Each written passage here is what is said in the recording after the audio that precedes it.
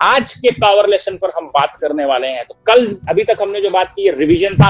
अगले 60 दिन ये सब कुछ मैं आपको रोज बोलूंगा, ताकि ये आपके चरित्र का हिस्सा बन जाए। जैसे कार चलाना सीखते हैं ना, पहली बार कार चलाना सीखते हैं या बाइक चलाना सीखते हैं तो ऊंट की तरह गर्दन बाहर निकाल लेते हैं, और जब सीखने जाते हैं, समझ जाते हैं, तो एक हाथ से भी चला लेते हैं, बैठ के आराम से भी चला लेते हैं, बिल्कुल टेंशन फ्री होते हैं। क्यों? क्योंकि अब चरित्र में घुस गया है, अब चरित्र का हिस्सा बन गया है। क्लच कहाँ दबाना है, ब्रेक कहाँ दबानी है, गियर कहाँ करना है, स्टीयरिंग कहाँ घुमाना है, बाइक का हैंडल कहाँ पर मोड़ना है, कहाँ रुकना है, सब कुछ ऑटोमेटिक होता है। जब हम ये बात रेगुलर करेंगे, सब कुछ हमारे साथ ऑटोमेटिक चलना शुरू हो जाएगा। आज के पावर लेसन पर बात करते हैं, बहुत जरूरी है। कल हमने सीखा खुद से ईमानदार रहना है। आज हम बात करने वाले हैं, हमेशा केंद्रित होकर कार्य करिए, फोकस आपका बना रहना चाहिए। लेजर लाइट देखिए, अगर लेजर लाइट को आप कहीं पर भी, लेजर को कहीं पर भी फोकस करते हो तो वो चाहे लोहे की मोटी चद्दर क्यों ना हो, उसको फाड़ के आर पार निकल जाती है। जो व्यक्ति केंद्रित नहीं हो सकता अपनी जिंदगी में, वो कुछ नहीं कर सकता। जो मन का चंचल है, एक जगह पर लिखा हुआ है कि जो दो चित्त का व्यक्ति होता है वो समुद्र की लहरों के समान होता है, पानी के लहरों के समान होता है, कि हवा यहां से आती है तो इधर उछलना शुरू कर देता है, हवा उधर थपेड़ा मारती है तो उधर उछलना शुरू कर देता है। हमको जो है वो पानी नहीं बनना, हमको ठोस मजबूत चट्टान बननी है। और ये तब बनेंगे जब हम केंद्रित रहेंगे किसी एक काम के ऊपर, किसी एक मकसद के ऊपर, किसी एक कार्य के लिए हम लगे रहेंगे। पहली चीज, प्रकृति ने हमें सिखाने के लिए सब कुछ हमारे आसपास ही रखा है। अगर आप सुबह उठ के प्रकृति को देखना शुरू करो, दिन में देखना शुरू करो, रात में देखना शुरू करो, तो हमें नजर आएगा कि हर एक चीज जो आपके आसपास है, चाहे वो पक्षी हो, जानवर हो, पेड़ हो, पौधे हो, सूरज हो, बारिश हो, चांद हो, तारे हो, हर एक चीज जो है वहां पे किसी मकसद के लिए है। सूरज, मौसम, नदियां, जानवर, पंछी आदि, हर किसी का अपना काम है। सूरज का जो काम है, फोकस होके, जब से सूरज बना है, जब से पृथ्वी है, जब से ये जीवन है, एक ही काम कर रहा है। सूरज ये नहीं कहता कि यार आज एक काम करता हूं, मेरा मन नहीं कर रहा रोशनी देने का, छोड़ो, चलो पार्टी करके आते हैं, चलो समुद्र में नहा के आते हैं, चलो आज सो ही जाता हूं, आज नहीं उठूंगा। ऐसा क्या? नहीं, फोकस उसका अपना काम है, वो अपना काम कर रहा है। मौसम देख लीजिए, हर बार जब अपना समय निर्धारित होता है, अगला मौसम आ जाता है। कभी सर्दी आती है, कभी बरसात आती है, कभी मानसून आता है, कभी बसंत आता है। क्यों आता है? क्यों? क्योंकि निर्धारित किया गया है। प्रकृति से हमको सीखना है, प्रकृति हमको सिखाती है। नदियों को देख लो, ऊपर पहाड़ से बर्फ रिसती है और नीचे आकर पूरे देश को अपना जीवन देते हुए आगे निकल के समंदर में जाके मिल जाती हैं। सोचो, अगर नदियां ऊपर से नीचे आ रही हैं और रास्ते में बोले अरे पिंटू जी का घर आया, एक काम करता हूँ बहना छोड़ता हूँ, पिंटू जी से मिलके आता हूँ, होगा क्या? पिंटू जी के घर तक उस नदी या जो उनके बगल में नहर है, उसको आने आने में जितना कुछ होगा सब कुछ तबाह कर देगी। तो क्या अगर नदी का मन बदल गया, अगर मौसम का मन बदल गया या सूरज का मन बदल गया, सोचो कितनी तबाही आ सकती है। ठीक उसी प्रकार से अगर आपका फोकस बदल गया तो परिवार तितर बितर हो सकता है। आपका फोकस बदल गया तो परिवार के अंदर तबाही आ सकती है। आपका फोकस बदल गया तो आप जो है समाज में खड़े नहीं हो सकते। उन लोगों को देखिए जो नशे में लिप्त हैं, उन लोगों को देखिए जिनको रोज शाम को नशा चाहिए, बोतल चाहिए, शराब चाहिए, उनका फोकस बिगड़ा हुआ है।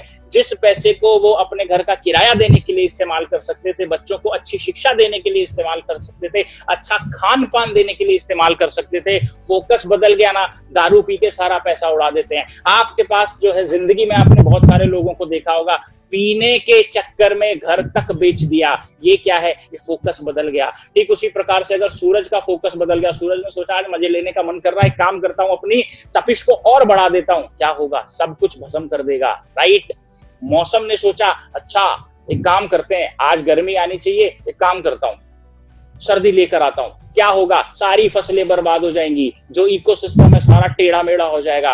बसंत में बरसात, मानसून में सर्दी, सर्दी में गर्मी। आज आप देखो हम मौसम हमारा चेंज हो रहा है, चीजें बदल रही हैं। जो गर्मियां पहले अपने निर्धारित समय पर आती थी, आज जरा सी चेंज हुई, पूरी मानव जाति में नाना प्रकार की बीमारियां फैल गई। सिर्फ मौसम का हल्का सा मिजाज चेंज होता है, लाखों करोड़ों लोग बीमार होकर पड़ जाते हैं। ये फोकस चेंज हुआ, मामला खराब हो गया। जानवरों का अगर फोकस बदल जाए, गाय आपके यहाँ चल रही है, गाय ने सोचा आज मजे लेने का मन कर रहा, जिसको देखूंगी उसी को सींग मारूंगी, फोकस बदला, क्या होगा? नुकसान। पक्षी को देख लो, पक्षी सोच रहा मैं मस्त उड़ रहा हूं, आज मेरे को जो दिख गया उसी के टांड पे जाके मैंने चोंच दे के मारनी है, फोकस बदला, क्या होगा? लोगों के सिर में छेद हो जाएंगे, चोटें लग जाएंगी, डॉक्टर बोलेंगे कमाल हो गया, पक्षियों का तो रोज जो है फोकस बदलना चाहिए, जानवरों का रोज फोकस बदलना चाहिए। मतलब अगर हम केंद्रित होकर काम करते हैं, अगर हम फोकस होकर काम करते हैं तो हम जो है फायदा करेंगे। अगर हमारे पास कोई फोकस नहीं है तो हम वो काम ज्यादा करेंगे जो हमें नहीं करना चाहिए, और उससे हमारा, हमारे परिवार का, हमारे समाज का, हमारे जिले का, हमारे राज्य का, हमारे देश का नुकसान होगा। समझे? तो ये फोकस बहुत जरूरी है। हर चीज जो केंद्रित है उसका अपना ही निर्धारित कार्य है। जैसा मैंने भी आपको उदाहरण दिया, सूरज का अपना काम है, बाकी सब चीजों का जो भी है इस दुनिया के अंदर आपके आसपास, इवन आप भी, हर किसी का अपना एक केंद्रित कार्य है। और हर चीज जो केंद्रित है, यानी कि जिसको पता है कि मुझे क्या करना है, वो अपना कार्य केंद्रित होकर ही करती है। चांद बोले मेरा मन कर रहा है कि मैं पृथ्वी के और करीब जाऊं, और करीब जाऊं, और करीब जाऊं, होगा क्या? ज्वार भाटा आ जाएगा समुद्रों में, जितना कुछ है सब कुछ तहस नहस हो सकता है। ठीक है, जब जब आप देखते हो पूर्णमासी की रात होती है, तब तब जो हमारे लोग हैं जो मछली पकड़ने समंदर में जाते हैं, प्रशासन उनको वहां पे नहीं जाने देता। क्यों? क्योंकि सूरज के पास आने से उसकी गुरुत्वाकर्षण शक्ति जो है समंदर का पानी खींचती है, और वो पानी खींचने की वजह से समंदर में ज्वार भाटा आता है, लहरें बहुत ऊंची ऊंची चली जाती हैं। अब यहाँ पर चांद की मर्जी नहीं चल रही ना साहब, अब यहाँ पर सूरज की मर्जी नहीं चल रही ना, यहाँ पे जानवरों की मर्जी नहीं चल रही ना। उनको जो कार्य मिला हुआ है, वो जिस कार्य के लिए बनाए गए हैं, उसी काम में लिप्त हैं। एक मनुष्य एक ऐसा प्राणी है जिसको जाना तो पूरब होता है, पश्चिम जाना शुरू कर देता है, जाना पश्चिम होता है, दक्षिण जाना शुरू कर देता है, जाना दक्षिण होता है, उत्तर चलना शुरू कर देता है। ये अकेला ऐसा प्राणी है जिसका अपने ऊपर कोई नियंत्रण नहीं है। लेकिन नीति वचन में एक जगह चींटी के बारे में मैंने पढ़ा, वहां पर लिखा है कि हे आलसी, अगर तुझे काम नहीं करना आता तो जा चींटियों से सीख। उनके ना तो कोई राजा होता है और ना ही उनको कोई लीड करने वाला लीडर होता है, फिर भी अपना अपने हिस्से का काम वो बखूबी करती हैं।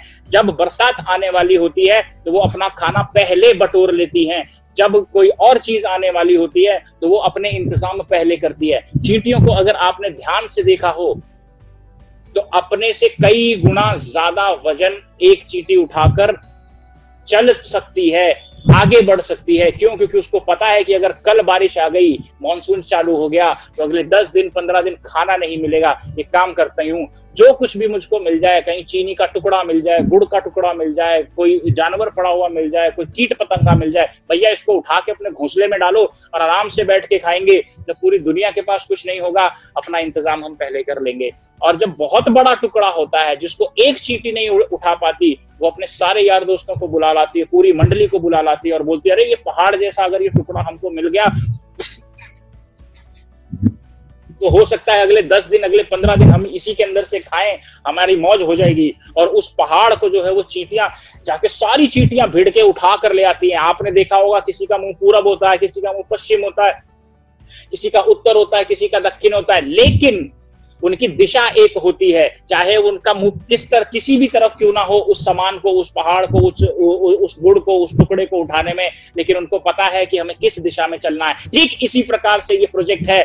हमारी दिशा चाहे कुछ भी हो, सोचते हम कुछ भी हो, अगर हमने इस पहाड़ पे अपना कंधा लगा दिया, इसको उठा लिया, तो हमें मालूम है कि हमें कहाँ जाना है, हमें वहां चलते रहना है, वहां पर हमें पहुंचना है।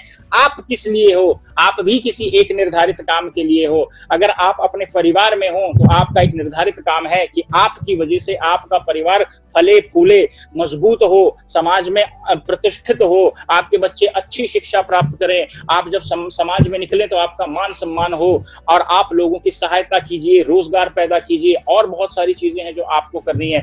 जैसे जैसे आप जिस जिस हिस्से में जाते हैं, आपकी जिम्मेदारियां बढ़ जाती हैं। आप मान लीजिए किसी पॉलिटिक्स के अंदर जाते हैं तो आप एक राजनेता बनते हो, आपका समाज के प्रति उत्तरदायित्व बढ़ जाता है, राज्य के प्रति बढ़ जाता है, देश के प्रति बढ़ जाता है। अगर आप मीडिया में हो तो आपकी जिम्मेदारी बन जाती है कि आप जो है सही से खबरों को पहुंचाएं ताकि लोगों के जीवन में बदलाव आए, ना कि कुछ आप ऐसा भड़का दें, कुछ ऐसा गलत लिख दें जिससे कोई तबाह हो सकता है, कहीं पे कोई अराजकता आ सकती है, बहुत सारी चीजें। अगर आप एजुकेशन में हो तो आपका एक अपना मकसद होता है कि मैं बच्चों को ऐसी शिक्षा दूं ताकि वो अपने जीवन में अच्छे अच्छे मुकाम हासिल कर सके। आप अगर अर्थव्यवस्था में, मतलब अगर आप एक व्यापारी हैं तो आपका मकसद होता है कि मैं ज्यादा से ज्यादा लोगों तक पहुंच सकूं, उनको सेवाएं प्रदान कर सकूं, उनकी परेशानियों में कुछ ऐसा प्रोडक्ट मैं बना दूं जो कि उनको आसान कर दे, उनकी मुश्किलों को, कोई बहुत कुछ लोगों को रोजगार दे दूं ताकि उनके घर चल सके, उनका परिवार चल सके, कुछ टैक्स दे दूं ताकि हमारा जो राज्य सरकार का रेवेन्यू डिपार्टमेंट है उसके अंदर कुछ पैसा जा सके ताकि जो सड़कें हैं वो बन सके, और बाकी चीजें जो हैं बिजली, पानी, नहरें, फ्लाईओवर, इस सारी चीजों का निर्माण हो सके।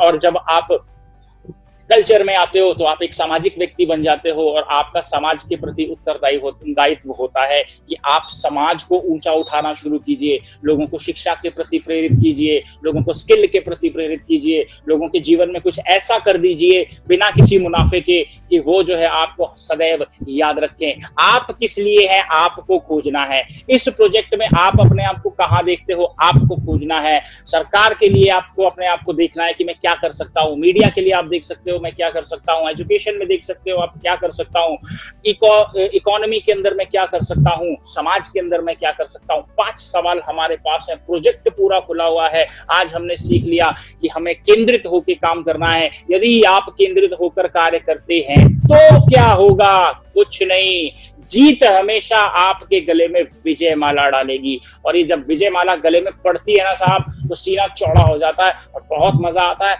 बहुत मान सम्मान मिलता है और अगला कार्य करने के लिए हमें एनर्जी मिलती है। उस एनर्जी को हमें हर अपने दिए हुए टास्क की वजह से कमाना है। जितनी एनर्जी आप कमाओगे उतने ज्यादा प्रभावशाली होगे, जितनी ज्यादा एनर्जी आपके अंदर होगी उतना ज्यादा आप प्रभावशाली होकर कार्य कर पाएंगे।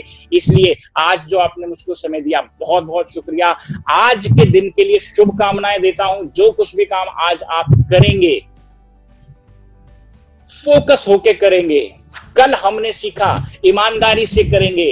2 टूल्स आपके पास हो गए, पहला ईमानदारी, दूसरा फोकस। ये 2 लेसन अगर आप अपनी जिंदगी में लागू करते हैं, चाहे मैं आपको आगे गाइड करूं ना करूं, प्रोजेक्ट में आप रहो ना रहो, लेकिन जिंदगी में ये 2 लेसन जो है आपको हमेशा काम आएंगे, हमेशा काम आएंगे, हमेशा काम आएंगे। खुद भी सीखिए, दूसरे को भी सिखाइए और इन सारी चीजों को अपने बच्चों को जरूर सिखाइए। क्यों? क्योंकि ये उनकी शिक्षा में बड़ा काम आने वाला है। बच्चों को, अपने बच्चों को सिखाइए, ईमानदारी से पढ़ाई करो, ईमानदारी से जो कुछ भी आपके पास है वो ईमानदारी से करो, फोकस होके करो। नंबर अपने आप बदल जाएंगे, चीजें अपने आप बदल जाएंगी। स्कूल में मान सम्मान प्रतिष्ठा नंबर उसके आएंगे, बुलाकर तालियां पेरेंट्स मीटिंग में आपके लिए बजाई जाएंगी। 2 चीजें हमने सीखी, इस्तेमाल कीजिए। आपके कांटेक्ट में जितने लोग हैं उनको ये सिखाइए, आपकी वजह से उनकी जिंदगी बदलेगी, ऑटोमेटिकली वो आपके साथ कनेक्ट हो जाएंगे। बहुत कुछ बदल सकता है, बहुत कुछ हो सकता है। और कैटलिस्टिक का मतलब कभी मत भूलना, कोई भी काम बहुत तेजी से करना, कोई भी काम बहुत तेजी से करना, सही करना, सटीक करना, ताकि उसके रिजल्ट पॉजिटिव आए। आज के लिए बहुत बहुत शुक्रिया और आज हम अपनी इस प्रेजेंटेशन को यहीं रोकते हैं। Thank you so much.